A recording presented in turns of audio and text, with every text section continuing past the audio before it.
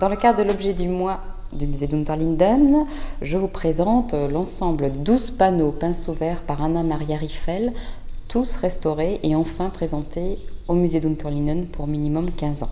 La chapelle Saint-Bernard de Bernardvillers a été confisquée sous la Révolution et rachetée par le fermier de l'évêque de Strasbourg, Jean Burrus, qui donc était propriétaire de cette chapelle. À sa mort, en 1832, ses sœurs ont souhaité faire réaliser un chemin de croix pour décorer cette chapelle en hommage donc à Jean Burrus. Et ce chemin de croix a été commandé à Anna-Maria Riffel. Donc Anna-Maria Riffel, originaire donc de Forêt-Noire et installée à Villers, a réalisé ce chemin de croix qui est probablement le plus important chemin de croix du Grand Est peint sous vert au début du XIXe siècle. Elle l'a réalisé en 1832 et à l'origine, ce chemin de croix comportait 15 panneaux, ce qui est différent de ce qu'on a l'habitude de voir dans nos églises alsaciennes, parce que généralement, les chemins de croix sont composés de 14 panneaux.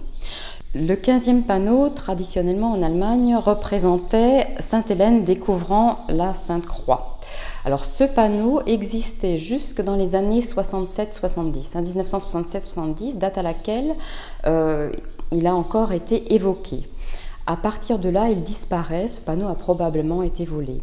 Donc normalement, il devrait rester que 14 panneaux. Or, aujourd'hui, seuls 12 sont conservés, 2 ont disparu dans les aléas de l'histoire de ce chemin de croix. Il était présenté en effet jusqu'à la fin du XIXe siècle dans cette chapelle de Bernardvillers. Et puis il a été décroché lors de travaux, puis remis en place. Et probablement lors de ces différents déménagements, 2 panneaux ont été brisés et ont disparu. Finalement, le chemin de croix a été retiré des cimaises de la chapelle de Bernardvillers pour des travaux de réfection dans les années 70 et stocké à Rosheim. Dans l'intervalle, le curé de Reichsfeld a souhaité faire revenir le patrimoine de cette chapelle de Baumgarten et l'a récupéré au début des années 90. À l'occasion de l'exposition que le musée d'Unterlinden avait consacrée aux peintures sous verre en 2003-2004, Yves Siffer, qui était associé au projet, avait sensibilisé le musée d'Unterlinden sur l'existence de ce chemin de croix. Et c'est à ce moment-là, qu'en constatant la qualité esthétique de ce chemin de croix et sa valeur historique aussi pour l'Alsace, pour la tradition de la peinture populaire peinte sous verre en Alsace, nous avons sollicité une restauratrice pour restaurer l'ensemble de ce chemin de croix qui était conservé et très abîmé depuis donc des décennies dans ce presbytère. La campagne de restauration a duré 3 ans, 2007, 2008 et 2009. 3 ans durant lesquels la restauratrice a dû à la fois nettoyer les peintures sous verre dont certains panneaux étaient brisés. Donc toutes les poussières s'étaient infiltrées, il y avait toutes sortes de déjections d'insectes et de mues d'insectes, notamment des poissons d'argent qui se trouvaient entre le verre et la matière picturale. Les bois étaient troués par des envols d'insectes xylophages tels des vrillettes. Donc l'ensemble de la peinture était plutôt abîmé, certains panneaux brisés et les couches picturales décollées. Donc le travail de restauration a été très long et s'est étalé sur 3 ans. Le financement de cette campagne de restauration a été pris en charge par le musée d'Unterlinden et les monuments historiques, avec le soutien des monuments historiques. Et donc maintenant, le chemin de croix peut être visible dans son intégralité, enfin pour les 12 panneaux qu'il reste, au musée d'Unterlinden pour 15 ans, puisque c'est la durée du dépôt minimum de ce chemin de croix.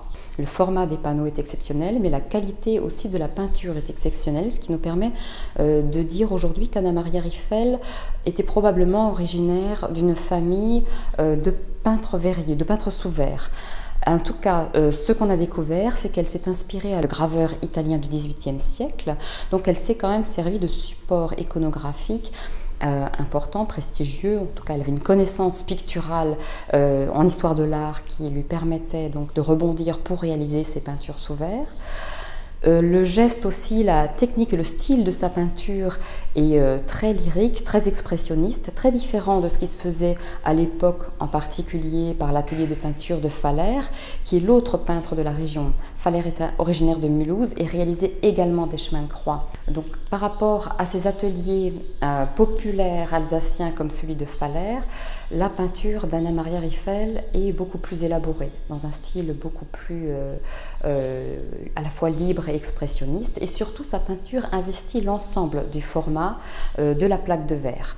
Alors que traditionnellement, dans les chemins de croix populaires type Faller à Mulhouse, ils étaient encadrés d'un passe-partout de peinture blanc avec le numéro de la station, et la peinture était beaucoup plus sommaire, beaucoup plus simple, les personnages beaucoup plus robustes et maladroits.